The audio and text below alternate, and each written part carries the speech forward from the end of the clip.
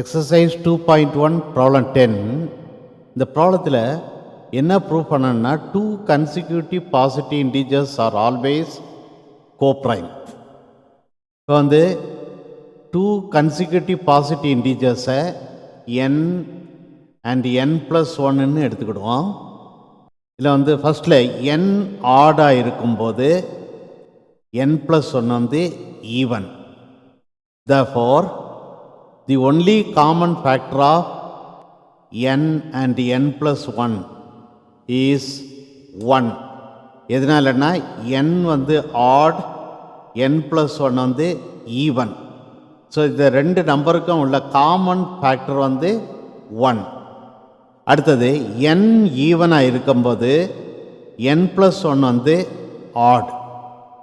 So n வந்து ஈவனாக இருக்கும்போது n plus 1 வந்து odd. Therefore, the only common factor of n and n plus 1 is 1. இங்கே வந்து n even, n plus 1 odd. அதனால் the common factor of n and n plus 1 is 1. So இந்த ரெண்டு கேஸ்லேயுமே nக்கும் n plus 1க்கும் உள்ள common factor வந்து 1. Therefore, n and n plus 1 are coprime. Thus, two consecutive positive integers are always coprime.